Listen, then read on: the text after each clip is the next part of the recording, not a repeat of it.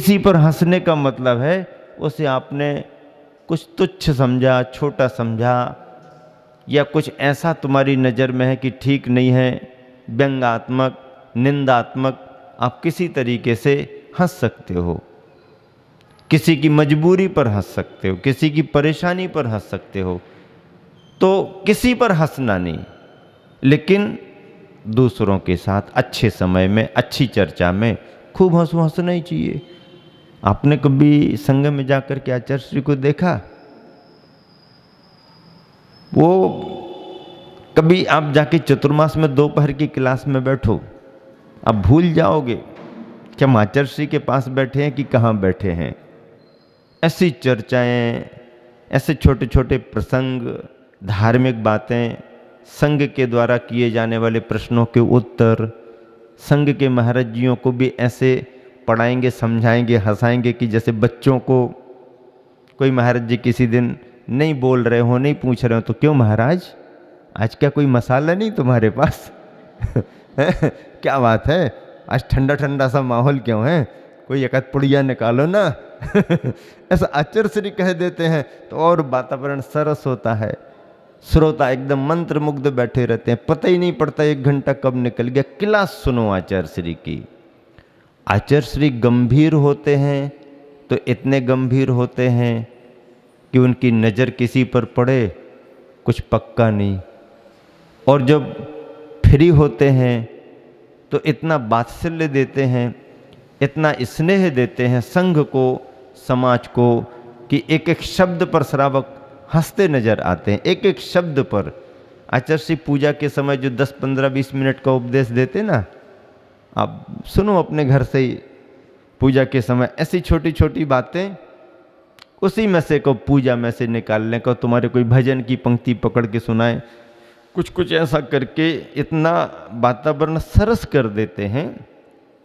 आचार्य श्री का अनुभव है अच्छे समय में, अच्छे प्रसंगों में सबको मिलकर के हंसना भी चाहिए। हंसना कोई बुरी बात नहीं है, हंसने से शरीर का स्वास्थ्य भी अनुकूल रहता है और छोटी मोटी बातों का तनाव भी।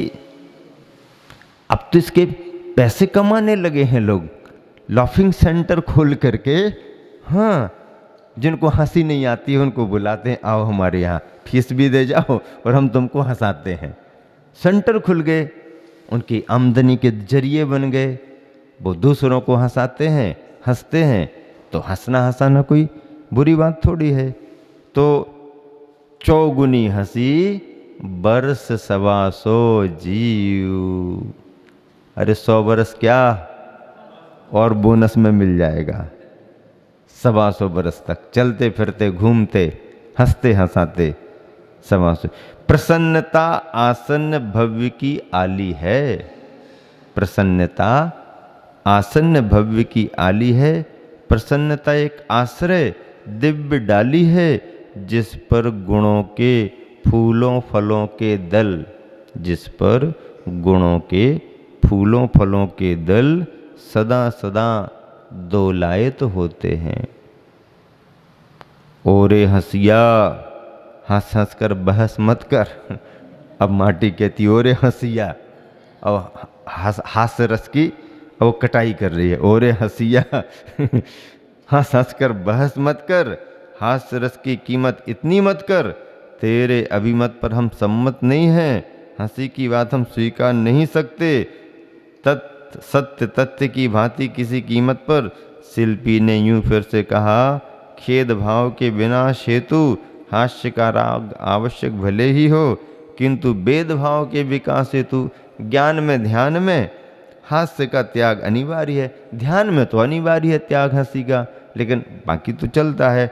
हास्य भी कसाय है ना, इसलिए हास्य को भी इतना महत्व क्यों दे रहे? ठीक है, स्वास्थ्य के लिए जरूरी है, लेकिन ध्यान में जरूरी है कि नहीं? नहीं, ध्यान में तो जरूरी नहीं। यदि हास्य ही बहुत सही होता तो भगवान भी हंसते हुए मुद्रा में दिखते। नहीं, भगवान हंसते हुए नहीं दिखते हैं, वो तो शांत प्रशांत हसनशील वाला प्राय उतावला होता है।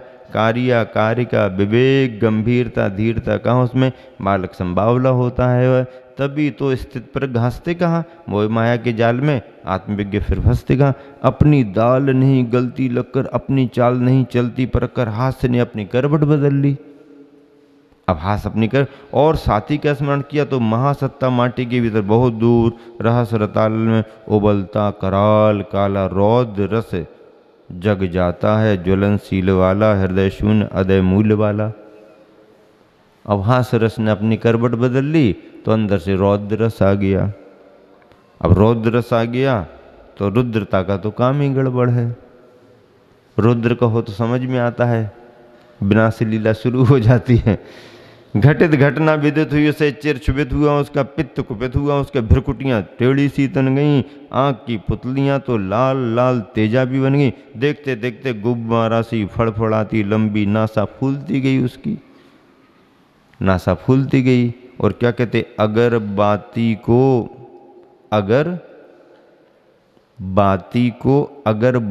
का योग नहीं मिलता, अगर बाती को अगर बाती का योग नहीं मिलता, अगर यदि यानी अगर वाती को अगर वाती का योग नहीं मिलता तो बात दूसरी थी, अधूरी थी। मगर बात पूरी हुई, भीतर बराबर बारूद भरा हुआ था। बम रखा है, बत्ती बाहर निकली है। अब उस बाती को यहाँ से माचिस की काड़ी से या बाती से अगर बाती किसी ने लगा दी, भीतर बराबर बारूद भरा हुआ था। फिर क्या पूछना, नाक में से बाहर की ओर सघन धूम मिश्रित कोप की लपटें लपलपाती लाली बहने लगी और वह नाक खतरनाक लगने लगी। इसी से लगता है कि कोप की कोशिका नाक ही है, नाक में दम कर रखा है। सबका मनाक भी संदेह नहीं इसमें, क्रोध नाक में रखा हुआ ऐसा कहते हैं। क्या कहते हैं और आचार्य श्री भी लिख रहे हैं, कोप की कोशिका नाक ही है, नाक में दम कर रखा है सबका, इसमें कोई संदेह भी नहीं है। सतो गुण के सत्व की इति का यहाँ अवभाषण हुआ, राजसी तामसी की अति का यहाँ अभाषण हुआ। अधिक परिचय मत दो, निर्भीक हो शिल्पी ने कहा रौद्र से। सोम की सौम्य मुद्रा में, चंद्रमा की सौम्य मुद्रा में शांति। रुद्रता विकृति है विकार, समिटशीला होती है। भद्रता प्रकृति का है प्रकार, अमिट लीला होती है। और सुनो, यह सूक्ति सुनी नहीं क्या तुमने? और सुनो, यह सूक्ति सुनी नहीं क्या तुमने? आमद कम खर्चा ज्यादा। क्या? आमद कम खर्चा ज्यादा, लक्षण है मिट जाने का। क्या?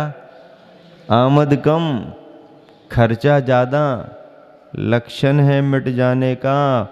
और कुवत कम गुस्सा ज्यादा, लक्षण है पिट जाने का।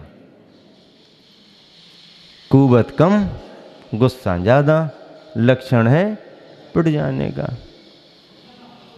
आमद कम खर्चा ज्यादा, लक्षण है मिट जाने का। आमदनी तो 2 पैसे की है और खर्चा रोज का 2 रुपया का है। अब क्या करें बताओ? उत्तम भैया बताओ क्या करें? उत्तम मध्यम जघन्य किसी से पूछो।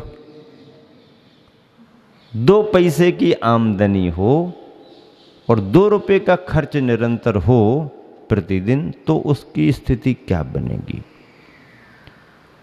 एक व्यक्ति ने हमको पूछा कि कमाते तो सभी लोग हैं,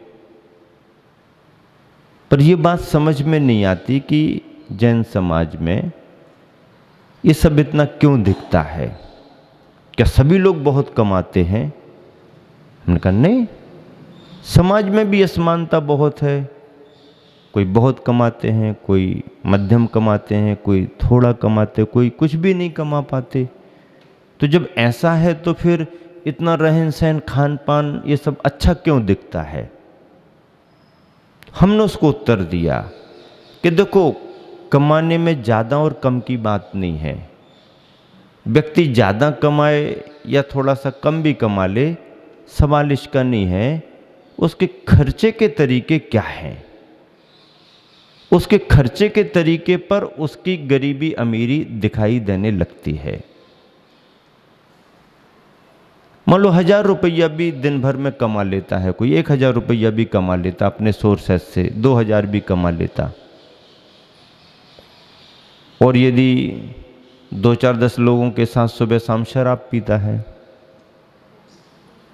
ढाबे पर जाकर के और मन माना मन माफिक नॉन वेज वगैरह सब उड़ाता है, तो कितना पैसा बचेगा उसका उसके जेब में। कमाया तो 2000 रुपया और घर पहुंचते पहुंचते 200-300 रुपया बचे, अब करेगा क्या।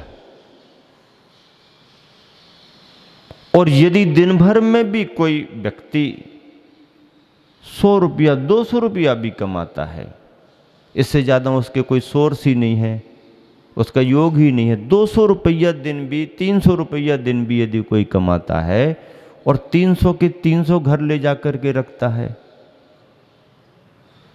जितना है पूरा ले जाता है, और घर जाने के बाद घर में भी इतना ध्यान रखा जाता है कि इसमें से अनावश्यक आलतू फालतू नहीं, ज़रूरत पूरी करेंगे लेकिन थोड़ा कम भी करेंगे तो चलेगा, आगे भविष्य के लिए थोड़ा बचा के रखना है, एकदम अपव्यय नहीं करना है।